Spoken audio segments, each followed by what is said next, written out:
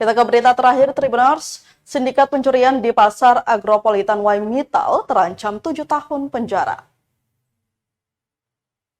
4 sindikat pencurian yang seringkali melancarkan aksi di Pasar Agropolitan Waimitau berhasil ditangkap dan terancam 7 tahun penjara.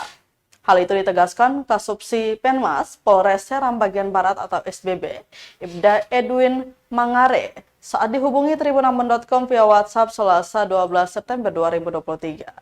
Ia mengaku ancaman hukuman itu berdasarkan pasal yang disangkakan yakni 363 dan atau 362 JO pasal 55 pidana KUA pidana dengan ancaman hukuman 7 tahun penjara. Kata dia, berhubung ada sekitar 3 laporan yang masuk terkait kejadian ini, maka para pelaku masih dalam tahap penyelidikan. Diberitakan keempat orang pelaku tindak pidana kasus pencurian berinisial IB 38 tahun, AN 32 tahun, MI 32 tahun, dan LI 33 tahun.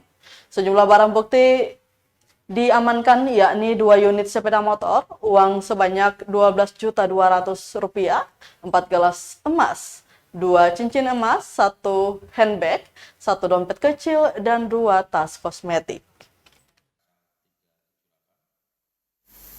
Dan atau pasal 372, contoh pasal 55 ayat 1 pidana, KUHP pidana, KUHP dengan ancaman 4 tahun penjara. Jadi saya rasa itu rekan-rekan ada 2 pengungkapan kasus yang dilakukan oleh Polres Seram Bagian Barat. Tentunya dengan kegiatan ini kita berharap yang terbaik ya.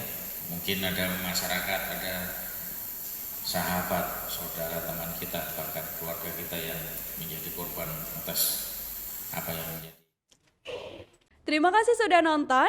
Jangan lupa like, subscribe, dan share ya.